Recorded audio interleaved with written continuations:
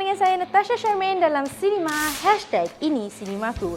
Baiklah, sebelum ini dan seperti biasa selalu Tasha akan kongsikan kepada anda info-info menarik mengenai dunia seni hiburan tanah air dan juga luar negara. Dan kalau nak tahu apa info kita untuk minggu ini dalam episod kali ini, kenalah stay tune bersama dengan Tasha sampai ke penghujung rancangan. Okey, sebelum kita ke segmen buletin, Tasha harap yang Tasha belum lagi terlambat untuk mengucapkan selamat Hari Deepavali kepada yang menyambutnya baru-baru ini. Jadi sekarang ni, tanpa buang masa, jom kita ke segmen buletin. Roll it. Saya pernah dengar banyak cerita dan menerima banyak aduan tentang macam-macam harassment, macam-macam kes bully yang terjadi di set. Benda-benda macam ni memang terjadi kepada semua industri, memang ada sexual harassment, ada bullying, ada macam-macam. Biar tidak berdepan pengalaman tidak menyenangkan secara peribadi, pelakon terkenal Sharifah Amani tahu gelodak perasaan sebahagian rakan wanita seangkatannya dalam industri seni kreatif tanah air. Demi menghormati hak-hak dan kesejahteraan emosi setiap warga industri, antaranya bintang sepet ini menyertai Integrated Malaysian Actors Network atau singkatannya IMAN menerusi inisiatif bersama Persatuan Penerbit Filem Iklan Malaysia untuk berikrar menyokong satu tata kelakuan bagi industri yang meliputi hal diskriminasi, gangguan dan buli. Ikrar oleh 50 individu, 29 syarikat dan satu anggota gabungan itu dibuat susulan satu kejadian baru ini yang dianggap sebagai biadab dan memberi pengaruh buruk sekaligus menunjukkan ketidakpekaan dan hilang sikap hormat beberapa individu daripada industri. Ikut berkongsi kejelekan yang berlaku di depan mata ialah pelakon dan aktivis teater Megat Shahrizal. Antara perkara jelek yang saya saksikan di dalam industri seni ini adalah antaranya gurauan seksual yang bersifat melampau, kalau penyalahgunaan dadah di antara pelakon dan kru. Seraya merujuk ikrar itu yang berdasarkan tata kelakuan yang disesuaikan daripada sebuah penerbitan untuk komuniti seni persembahan Malaysia oleh kumpulan seni Five Arts Centre, beliau berharap ia dapat dijadikan panduan terutama bagi memartabatkan industri. Ethics ataupun code of conduct ni adalah supaya industri seni kita ni dapat berubah menjadi sebuah industri yang dapat menyumbang kepada ekonomi negara dan juga mengharapkan kita dapat mewujudkan satu suasana yang selamat buat semua pekerja-pekerja kita dan juga tidak kira daripada pelakon, artis, kru dan produser semua. Berkongsi pandangan sama, Sharifah Amani juga menekankan pentingnya penguatkuasaan. Jadi ini usaha kami daripada grup IMAN ni untuk memberhentikan dan mengeluarkan Code of Conduct ini. Dengan harapan dengan keluarkan Code of Conduct ini, kita dah mention satu persatu cara-cara dan apa yang sepatutnya terjadi atau tidak terjadi sewaktu kami semua sebagai arts practitioner bekerja di satu tempat, di set atau di production. Dan ini betul-betul harap semua production house boleh ikut dan boleh ada satu perbadanan yang menjadi penguat kuasa because we need enforcement as well. So bila Code of Conduct ni ada, kita dengan harapan ada perbadanan yang ingin menguatkuasakan lagi kerana semua orang ada hak untuk pergi kerja dan bekerja dengan selamat, menerima respect dan bekerja macam everybody else. So yeah, this is why it's important. We have to have a better and a safer place for us to create our art. Baru ini tular pendedahan pelakon Fauzi Nawawi dalam satu program TV mengenai pengalaman adegan rogol membabitkan Raja Farah dalam filem Anak Halal pada 2007. Khabar itu bagaimanapun tidak ditayangkan dalam filem garapan Osman Ali itu atas permintaan keluarga Raja Farah. Fauzi yang dikecam mengakui kesal dengan keterlanjurannya, kemudian membuat permohonan maaf di akaun Instagramnya. Apa pula pandangan pelakon dan pengarah prolifik Namron dan penyanyi Dayan Trisha? Ikuti dalam episod minggu depan. Yes, itulah dia. Jadi kita harap agar penggiat seni selepas ini lebih sensitif dan filterlah segala apa yang nak cakap bila depan kamera. Okay guys, please take note supaya ia menjadi iktibar kepada kita semua. Okay, sekarang ni, I ada satu lagu ni. Wow, oh, oh, oh, sweet child of mine. But no, kita bukan cakap pasal Guns N' Roses. Kita nak bersama dengan seorang penyanyi yang cukup terkenal pada tahun 90-an. Dan yang bukan, iaitu Ah Chong Sweet Child. Jadi sekarang ni kita nak tahu apakah info-info menarik yang ingin beliau kongsikan sepanjang menjadi seorang penyanyi dan juga pelakon. Jom kita roll. Offer saya watak jahat dulu awal-awal daripada Scope Production lah, Datuk Yusof Aslam lah. Dia offer saya sebab yalah mungkin saya punya muka mata sepik. Kalau dulu perasan tiap kali drama Gerak Khas je, saya akan jadi watak jahat. Macam-macam dah karakter jahat yang saya dapat daripada cerita Gerak Khas tu. Tokek DVD, perompak, ragut. Memang saya start daripada situ. Jadi antagonis memegang watak kecil. Itu bagaimana Achong memulai kerjaya lakonannya secara serius walaupun ketika itu telah punya nama sebagai vokalis band rock popular 90-an Sweet Child. Suara serap basah miliknya mengiringi hits seperti Tinggal Sayang Tinggallah Pujaan yang dimuatkan di dalam debut mereka Berapinya Imajinasiku pada 1995. Sebagai sebuah band, Sweet Child masih utuh sehingga hari ini.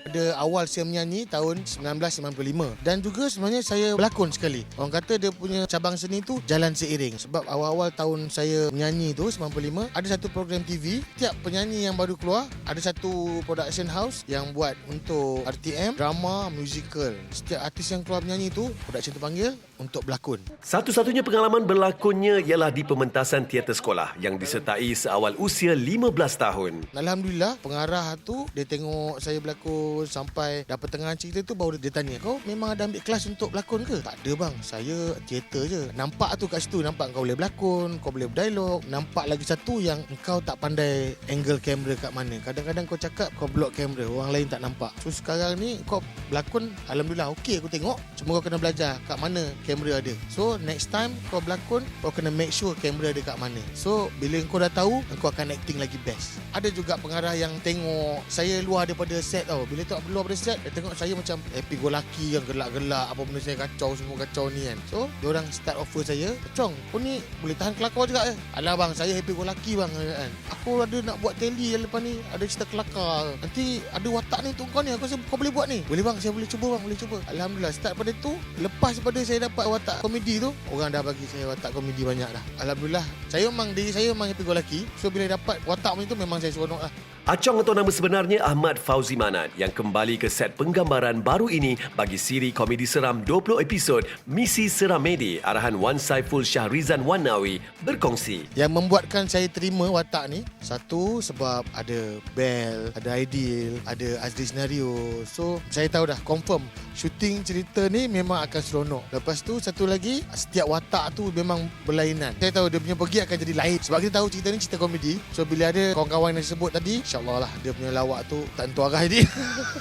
Impiannya mahu jadi sehebat idolanya pelakon Jalil Hamid. Kalau tengok Jalil Hamid, saya memang hormat sangat kat dia. Memang saya dah anggap macam abang. Saya baik dengan dia. Dia bila dapat sesuatu watak tu, dia walaupun watak tu sekejap, dia akan full swing. Dia akan bagi all out ni. Bila kita tengok, kita boleh rasa macam bila dia jadi macam bapak yang baik, bapak yang tak berapa nak baik, yang jahat apa benda kan. Kita boleh rasa. Tu saya cakap Jalil Hamid ni dia buat apa jadi. Even komedi pun, watak komedi jadi dia buat. Tu saya sangat-sangat hormat lah. Dia memang bila keluar je drama boleh ternampak dia je ada apa Jalil Hamid. Saya akan tunggu tengok. Saya rasa satu hari nanti memang insyaAllah saya akan ikut jejak dia, cara dia. Rebet Sapu garapan Muzammil Rahman bakal membawa persaingan Malaysia ke Anugerah Akademi atau Oscars ke-94 bagi kategori filem cureka antarabangsa terbaik pada 27 Mac depan di Los Angeles, Amerika Syarikat. Naskah dengan judul Inggerisnya Hail Driver yang dibintangi Amirul Effendi dan Mei Fen Lim serta dipersembahkan secara hitam putih itu adalah bersandarkan pengalaman pribadi pengarahnya tentang soal kematian dan cinta berlainan agama. Finas menerusi kenyataan medianya menjelaskan pemilihan dibuat Jawatankuasa Pemilihan Filem Finas selepas melalui proses penilaian terperinci berdasarkan kriteria perfilman seperti pengarahan, penceritaan dan suntingan filem. Rebet Sapu sebelum ini turut mewakili negara ke festival antarabangsa, antaranya Festival Filem Udin Faiz di Itali dan Festival Filem Asia Barcelona di Spanyol. Anaval, sebuah filem Tamil tempatan asalnya dibangunkan dengan bajet hanya RM10,000. Finas selepas suntingan awalnya meluluskan RM520,000 untuk pengarahnya, Saran Zack, menyelesaikan filem jenayah Roman itu yang bukan saja dicalon ke Festival Filem Antarabangsa Tamil Toronto, baru ini malah meraih anugerah juri untuk filem cureka thriller jenayah terbaik. Cukup mengagumkan memandangkan Annabelle yang meneroka komplikasi perhubungan untuk bersaing dengan filem Tamil antarabangsa termasuk daripada Kollywood adalah filem cereka pertama Saranzak yang merupakan seorang komposer. Pengiktirafan diraih Annabelle bukan hanya memberi makna buat industri filem tempatan, malah menjadi pembakar semangat kepada penggiat muda untuk berani memulai langkah dan seterusnya mencipta kejayaan. I am the author of my own story. The New York Times, sebuah akhbar berpengaruh yang berpengkalan di New York City, Amerika Syarikat, memberi perhatiannya kepada filem seram Roh menerusi ulasannya baru ini. Di bawah tajuk Roh Review, I See Dead People, filem arahan Imir Izwan itu yang turut dikenali dengan judul Inggerisnya Soul disifatkan berhasil mengusik perasaan audiensnya. Mengaku Ilham, dia bunuh orang.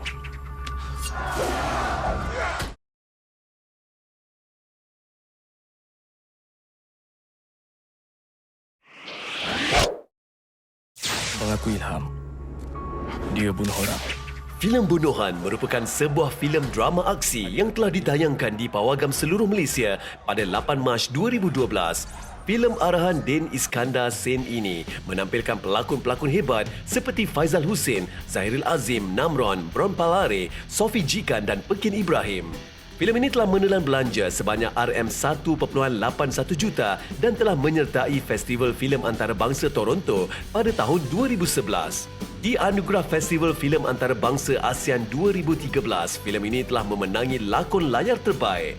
Manakala di Festival Filem Malaysia ke-25, filem Bunuhan telah memenangi 8 anugerah seperti anugerah lakon layar terbaik, cerita asal terbaik, pengarah terbaik, pelakon lelaki terbaik melalui Faizal Hussein, skor muzik asal terbaik, penataan bunyi terbaik, penataan seni terbaik dan filem terbaik. Pada asalnya, tajuk filem ini ialah Bunga Lalang bersempena nama panggilan adil lakonan Zahiril Azim dalam Gelanggang Tomoy. Namun akhirnya tajuk filem ini ditukar kepada nama Bunuhan berikutan latar tempat filem ini.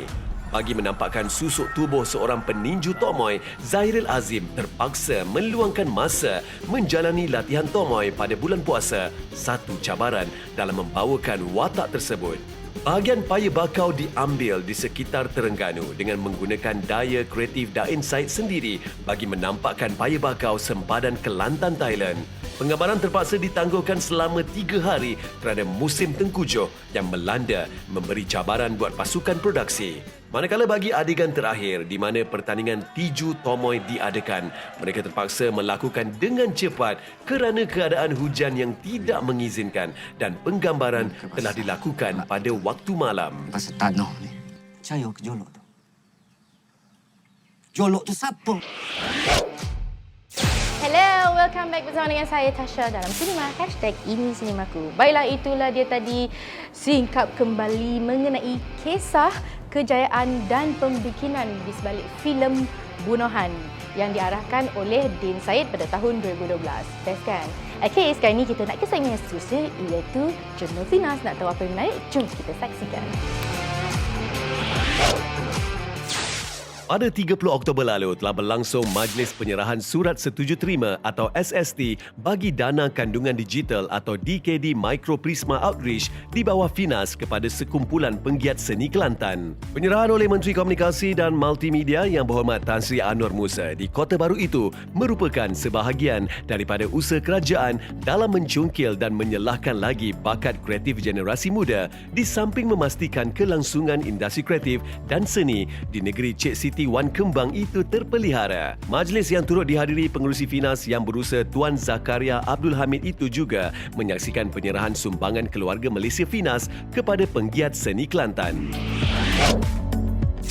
Kementerian Komunikasi dan Multimedia baru ini mengumumkan pelantikan yang berusaha Profesor Dr. Mat Nasir Ibrahim sebagai Ketua Pegawai Eksekutif atau CEO baru Finas berkuat kuasa 1 November lalu sehingga 30 Oktober 2023. Berkelulusan ijazah Dr. Falsafah Pendidikan Seni daripada Universiti Tasmania, Australia dan pasca kedoktoran dalam bidang sama daripada Universiti Sheffield Hallam, United Kingdom, beliau dilantik menggantikan Dr. Ahmad Idham Ahmad Nazri Menteri yang mengakhiri tugas berkuat kuasa 15 Oktober lalu. Dr. Muhammad Nasir berpengalaman luas dalam bidang pengurusan industri kreatif serta pembangunan polisi, tadbir urus dan pendidikan dalam seni budaya di peringkat tempatan dan antarabangsa. Syabas dan tahniah daripada Finas.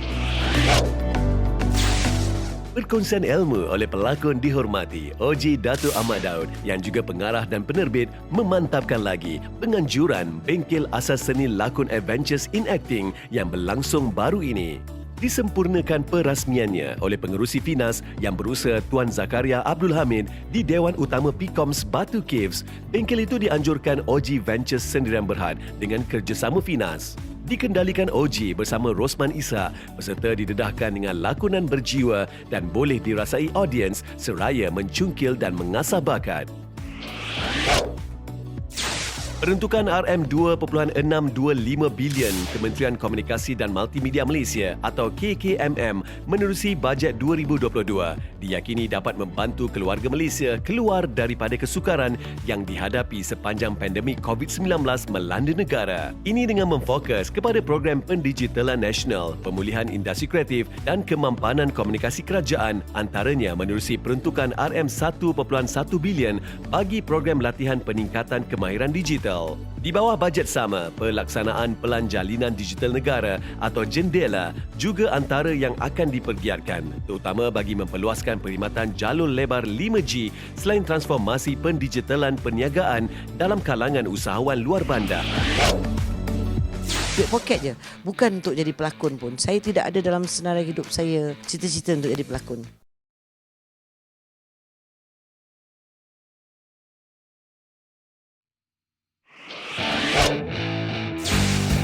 Malaysia, sebuah negara yang kaya dengan pelbagai keunikan dari segi budaya, makanan dan tempat-tempat menarik. Oleh yang demikian, beberapa pengarah terkenal luar negara, terutama Hollywood, memilih Malaysia sebagai salah satu lokasi penggambaran filem mereka. Berikut adalah beberapa senarai filem yang pernah menjalani penggambaran di Malaysia. Antaranya ialah pada tahun 1992, filem Police Story 3 yang dibintangi oleh Jackie Chan dan Tan Sri Michelle Yeoh menjalani penggambaran di Hong Kong, Shanghai dan Kuala Lumpur. Babak yang paling diingati dalam filem ini apabila babak Jackie Chan tergantung dengan tangga bertali dari helikopter dan kemudiannya terbang mengelilingi bandaraya Kuala Lumpur. Filem Anna and the King tahun 1999 lakonan Jodie Foster dan Chow Yun-fat sebagai teraju utama turut menampilkan pelakon-pelakon dari Malaysia seperti Aflin Shauki, Diana Yusof dan Sean Ghazi. Penggambaran filem ini telah dilakukan di Pulau Pinang, Ipoh dan Pulau Langkawi. Filem Dawn lakonan Datuk Shah Rohan, arahan Farhan Akhtar telah menjalani 80% penggambaran filem di Malaysia, iaitu di Menara Berkembar Petronas dan Jalan Masjid India pada tahun 2006. Filem aksi dari Hong Kong The Viral Factor tahun 2012, arahan Dante Lam dan teraju utamanya ialah Jay Chow dan Nicholas See. Dengan bajet mencecah Hong Kong dolar 200 juta bersamaan RM114 juta, hampir 80% filem ini menjalani penggambaran di Malaysia. Antara lokasi penggambaran menjadi pilihan ialah International Medical University di Bukit Jalil dan Jalan Raja Chulan. Aksi hebat kejar-mengejar filem ini turut berlaku di Pusat Belibelah Pavilion. Filem Black Hat pada tahun 2015 menampilkan Chris Hemsworth, pelakon terkenal watak Thor sebagai teraju utama. Penggambaran di Malaysia selama 5 minggu membabitkan lokasi-lokasi seperti Kuala Lumpur, Port Klang, Pulau Pangkor, Manjung, Lumut, Marina Island dan Putrajaya. Okey, terima kasih kerana masih lagi setia bersama dengan saya Tasha dalam Cinema #IniSinemaku. See, I told you Malaysia ni memang banyak lokasi-lokasi yang menarik sehingga kan mereka yang berada di Hollywood datang ke Malaysia untuk syuting, untuk dapatkan view yang cantik, menarik dan the bomb gitu kan. Baiklah, sekarang ni kita nak ke segmen yang seterusnya di mana kita akan bersama dengan seorang pelakon. Bukan saja pelakon, malah beliau juga seorang pengarah yang terbaik dan hebat di Malaysia ini. Dan yang paling menarik sekali, beliau telah memenangi anugerah pengarah terbaik Festival Filem Antarabangsa Pyongyang yang ke-7 menerusi filem Perempuan Melayu Terakhir. Jom kita saksikan dalam segmen Hot Seat. sama Mak Cu. Erma Fatima, kembara seni lebih 3 dekad bintang berusia 53 tahun ini mencatat pelbagai episod kali pertama yang telah membiakkan keupayaannya sebagai pelakon, pengarah, penulis dan penerbit yang telah menganugerahinya dengan pelbagai pengiktirafan. Sebagai Nomi dalam filem Rozana Cinta 87, garapan Nasir Jani itu adalah yang pertama memberinya gelaran pelakon. Dan bukan nasib semata apabila tahun 1987 itu juga menyaksikan anak kelahiran Kuala Lumpur ini muncul dalam Puteri, arahan Datuk Rahim Razali, seorang lagi sutradara disegani selain membintangi Kepala Angin. Kalau sebagai pelakon, saya consider saya pertama adalah Rozana Cinta 87 lah. Memang tujuan datang pun untuk audition, tetapi kalau tak ada sebab dalam Hantu Siang, yang mana waktu tu saya kerja sebagai konti, Abang Badul akan suruh lah siapa-siapa je pelakon dekat dalam tu nak isi watak-watak sampingan yang sikit-sikit tu. Saya bekerja sebagai konti dengan Abang Badul dan saya pergi audition dengan beberapa company untuk saya jadi pelakon. Waktu tu adalah untuk mencari duit poket je,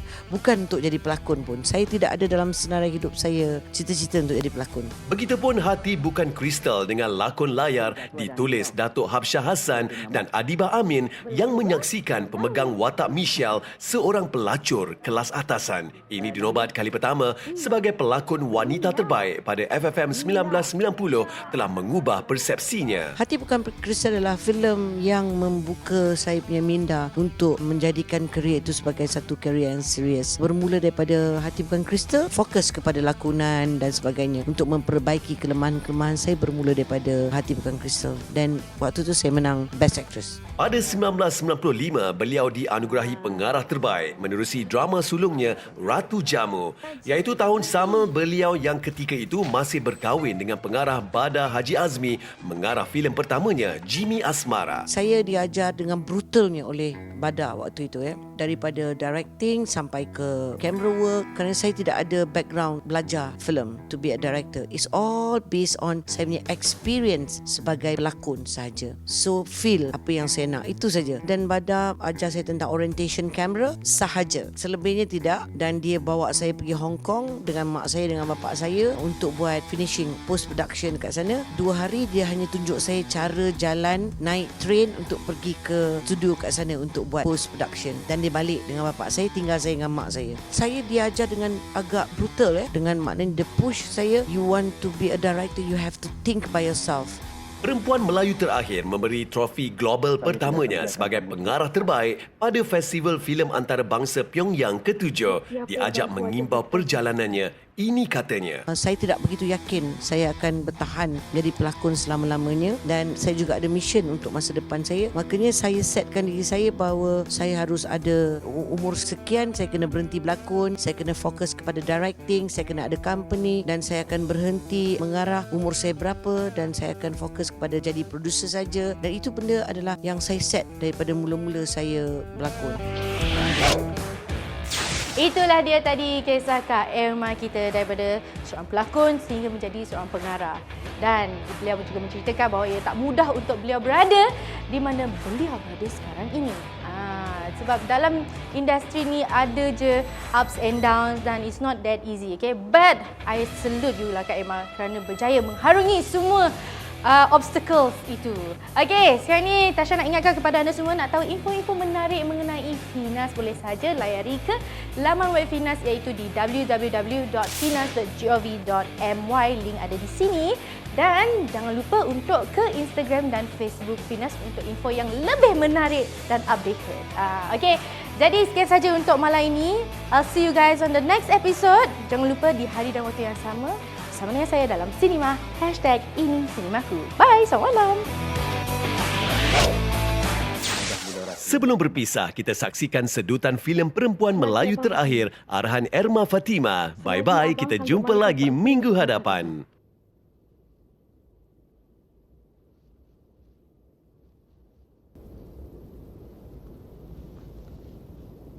Saya mau kamu jadi wanita soleha, Mustika. Bukan dengan pekerjaan maksiat itu. Abangku tak ada hak untuk mengatakan seni itu maksiat. Soleh atau tidak saya sebagai perempuan adalah antara saya dengan Tuhan. Baliklah ke pangkal jalan, Mustika. Abangku yang patut balik ke pangkal jalan. Islam tidak pernah memaksa dan Islam tidak mahu umatnya berpecah belah.